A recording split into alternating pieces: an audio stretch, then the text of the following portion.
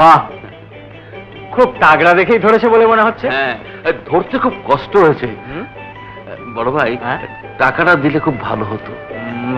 তুমি যাও, আমি টাকা নিয়ে আসবো। এসব তুমি কি বলছো? জমিদারের সঙ্গে এভাবে ঝগড়া? আমি ঠিকই করেছি।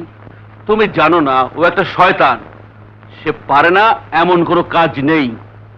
কিন্তু তাই বলে আমি ওর কাছে মাথা নত করব? আমি তা বলি না, তবে এটা ভালো হয়নি। সে যদি এর জন্য আমাদের পরিবার উপরে আঘাত করে? যা হবার হবে, তুমি যাও, হাত মুখ ধুয়ে এসো, খাবে। অন্যায়কে কখনো প্রশ্রয় দেব না। অন্যায়কে কখনো প্রশ্রয় দিব না। হ্যাঁ, এই কথাটি চিরকাল মনে রেখো। আচ্ছা।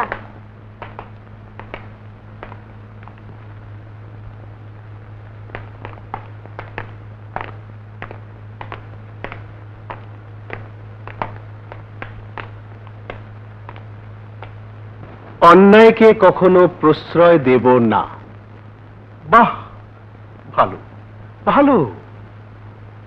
শোনো, আমি নিজেই কষ্ট করে জানতে এসেছি তুমি আমার ছেলে মেয়েকে লেখাপড়া করাতে জমিদার মহলে যাবে কিনা।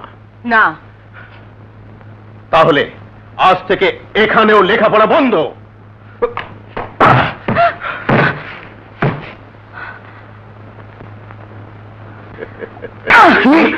তোমার এত বড় সাহস!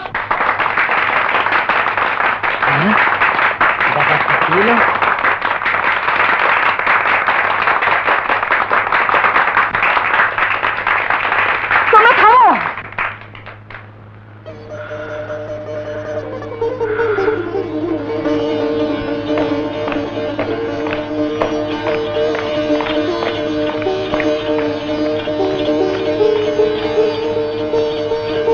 আসেন, ধরেন তো কোটটা, ধরেন। কাজটা বোধ হয় বেশি ভালো করেন নাই আপনি। এ তুমি কি করলে সালেহা? এ তুমি কি করলে? আমি যা করেছি সেটাই ছিল ওর একমাত্র শাস্তি। রাজু, জুলি,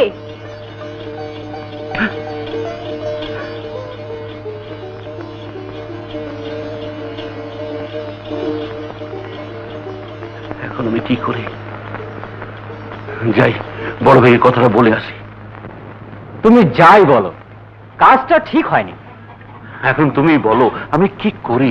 জলে বাস করে কুমিরের সঙ্গে লড়াই না করে তুমি গিয়ে জমিদারের কাছে ক্ষমা চেয়ে নাও। ঠিক আছে। ও,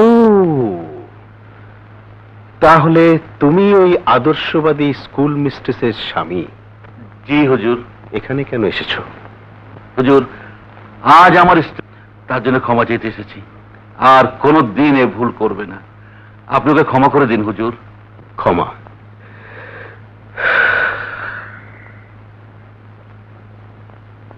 ক্ষমা আমি করতে পারি, তবে একটা শর্তে। বলুন। তোমার স্ত্রীকে তোমার বাড়ি থেকে বিবস্ত্র করে সমস্ত গ্রাম ঘোরাতে হবে। শয়তান!